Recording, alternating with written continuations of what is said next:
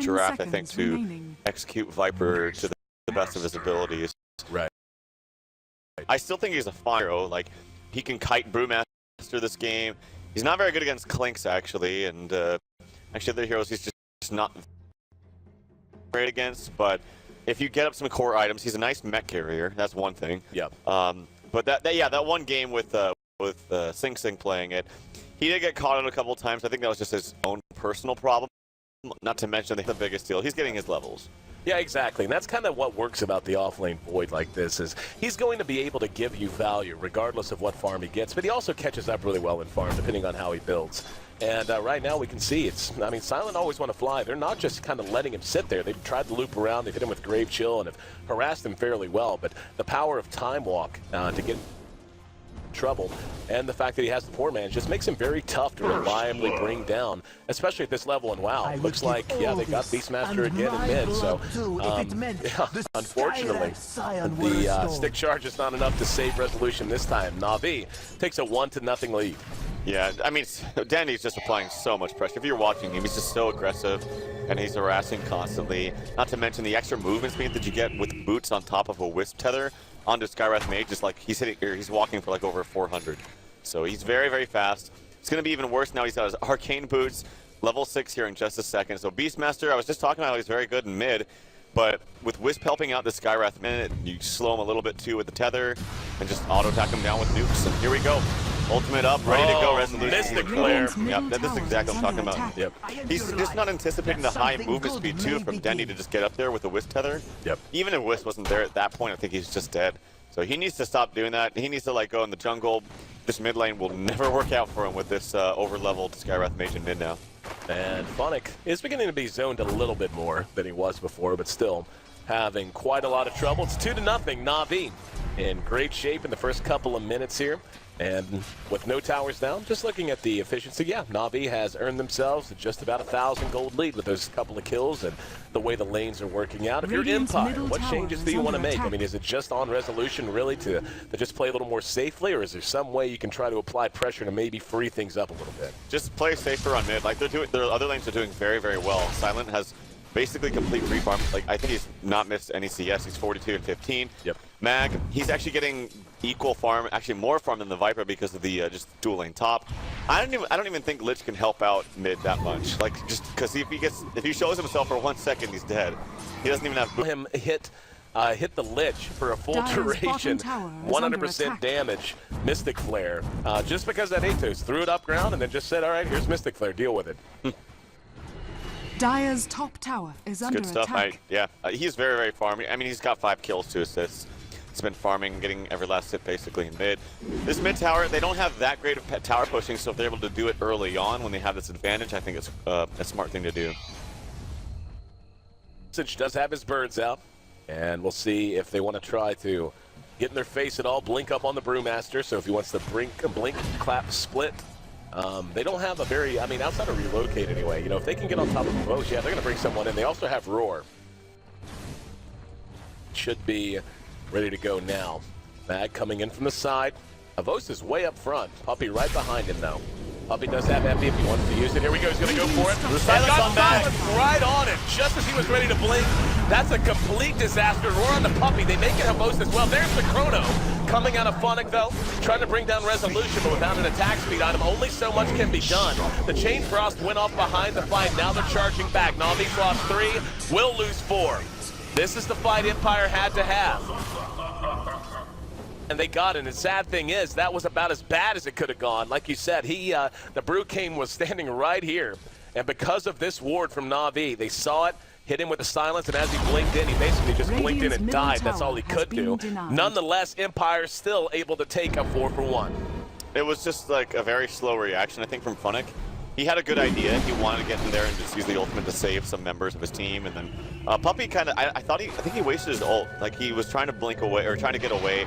I thought he was just going to stun away, and it looks like his ult's on cooldown actually. So not able to use that. That was actually a really bad exchange there for Na'Vi. I thought things were going to go better for them with the nice blink on the Sand King. I thought things were going to go better when Panda blinked in and did nothing. But nope, it was a 4 for I think 2 exchange in favor of Empire. So they need to use this Funnick ulti, or the Void ulti a little bit faster if that's what they want to do in that situation. Or Puppey just needs to play further back. Island, as you mentioned, does have his Orchid up, and he's going to be roaming and trying to find a target. He's got eyes on Funnick. There's the Visage Familiar stuns. And Silent still not willing to do it. Tough to track him down whenever you have Time Lock to deal with. It looks like Dindy just found himself another kill on the Beastmaster right next to the Ancients. Now down at bottom. Funnick banging away on the tower. Silent's in position. Now he's going to go on a Vost.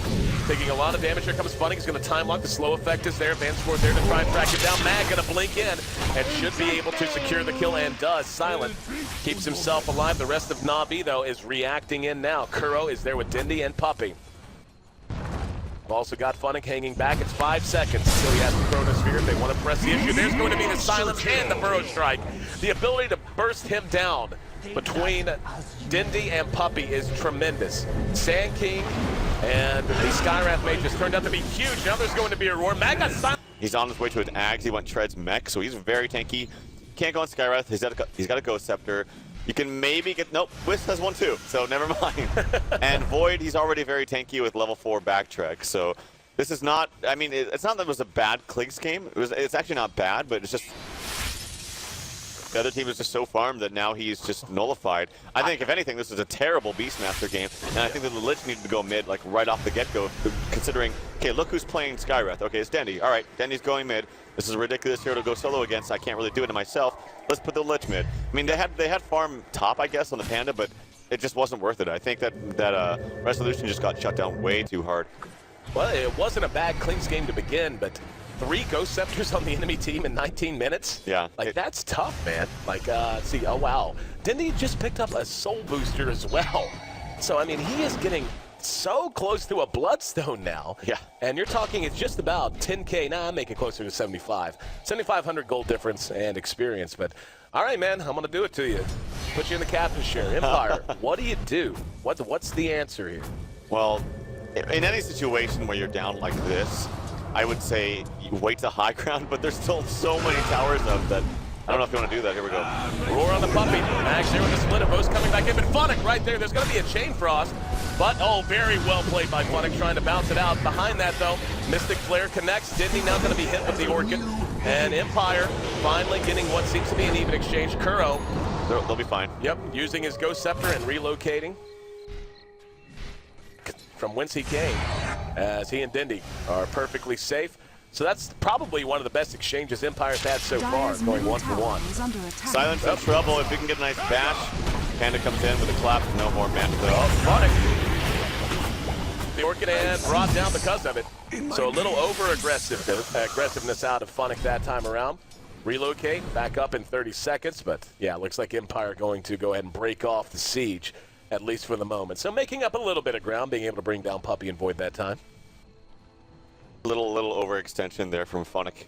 But he's going for a Scepter, which I think is smart. He's not getting much farm, but as long as he can just keep pumping out these ultis, then he's pretty much doing his job anyway. All right, we're 21 minutes in now. Silent trying to continue with his item progression. Pick up a Mithril Hammer. Puppey, as you mentioned, blinking Ghost Scepter. And it looks like both teams are going to be content to farm for just a little while. But again, Dindy just so huge. He's already level 15. He's going to have level 3 Mystic Flare in just about 1 level, man. That's insane. Yeah, and Bloodstone is actually quite good on him if you have the luxury of actually getting it. Normally, he's just... I mean, actually, normally this hero does do very well. I mean, he's been buffed. His damage with spells is just so high. I mean, he can get shut down if it's an even game and the other team starts going for BKBs. Then you have not so many targets to cast your spells on. But this game, obviously, here we go. Silent. Bound in mid. That's the Clinks. That's their carry, too. Yep. The only one with real farm on their team. And Na'Vi off of that, going to take a tier 1 top as well. Radiant's top tower has fallen. And they may just continue to push here. No. Gonna fall back. They're just kind of letting Kuro and Dindy just farm. Just do their own thing. They're really treating Dindy like they would a Tiny. Like they're just kind of keeping him away from things until they need him. Then they bring him in and he lays waste and then heads back to farming. Now, Avo's going to be engaged upon by Mag. Mag has split. Funnick's there. Uses the Chronosphere to try and buy time for Avos to get away. Avos doesn't have a TP, by the way. So, yeah, he's just dead. And here we go, Epi. Oh, Epi coming in from the side. 2-man. the burrow strike, but only able to bring one down. They do end up having the Lich from behind. Storm Aspect tossed Puppey into the air. Funnick's hanging around the periphery here. Puppey going to blink right on top of him. So they end up losing 2, but getting 1 back in that lane. Havost again on the Viper. Just to be honest, it's the same situation as the other day. It's not that Havost is necessarily playing terrible. It's just, are they really getting a lot out of him? Would you rather have maybe a more versatile hero there? I think they're getting a lot out of him. I mean, he's very tanky. The problem is they didn't have relocate for like 10 seconds or something like that. If they did, it was just a full minute wipe. Here we go, relocating mid. Yep, there's going to be the burrow strike. And once again, Silent is brought down. He can't even show his face in lane. If he shows his face in lane and relocates off cooldown, he's just going to get killed. That's what's happening over and over and over again. Well, the scary thing is these slows with the Rod of Atos and his concussive shot. That stuff, like his movement speed buff from Skeleton Walk is just non-existent. He's just still so slow. So yeah, it's very, very difficult in this Wisp. Nice job by Kuroki. You have to give him credit too. Oh, of course. Just being able to stay with Dendi all the time and find the openings. Now 9 charges in the Bloodstone with another 1,600 gold on top of that. He just bought this and just farming out of his mind. And this is not really a hero you think that has nice farming and flash farming capabilities. He gets his farming from farming heroes, and he's done that. The smoke up in top lane. There is a sentry down already, and Funnick, yep, he's actually, I don't know, nope, he's still moving through. He didn't see it. It was very close. Smoke was popped, and Funnick has no idea. Now he's going to know. He's going to make his mind up. Nope, roar to bomb before he can react. And he will be able to time walk, but the blinks are right there. Puppey's right there inside with him. Funnick just going to TP away and leave Puppey to his own devices. Using the burrow strike, caught with the tail end of the Visage Familiars, but Empire fearing the reprisal from Na'Vi. All TP out instead of trying to pursue Puppey. So Puppey came in, but Funnick putting enough space between him and the rest of Empire to get off the chrono. It's actually kind of funny because Puppey was on the retreat, and on paper they actually Empire had nothing to fear. Yeah, but nothing. Because of this Wisp relocate, they're still so scared. They know the damage output of Dendi now with the level 16, or I should say level 3 Mystic Flare. And just look at his farm, it's just never stopping. No. I just keep looking at his gold and just keeps going up by 1,000 every single time. Yeah, it is kind of nuts right now. His net worth is at 13,000. He is 4,700. There's a Mystic Flare off of the Atos. Empire there in force, though. Dendi might have overstepped his bounds this time. It's a lot of gold, too. And Puppey hanging around the outside of it. No, he actually denies himself using the Bloodstone. Puppey gets off the Epic. Should be able to get at least 1 kill on the Van score, and does. But Brew able to clean up Kuro on the back of it as well. They may pursue this out. And yep, Silent gets eyes on him. Ghost Scepter from Puppey buys him some time. Havost now hooking up with him. There's 3 on 3 if they want to engage. Mag comes in with the clap. Funnick's right there. Doesn't have Chrono though. Had to spin them in the jungle to get himself out of trouble. Burrow strike on the Mag. Puppey doing a great job kiting this out. That mech used by Havost. And Mag brought down. Now the rest have to run. Funnick catches him with the time walk though.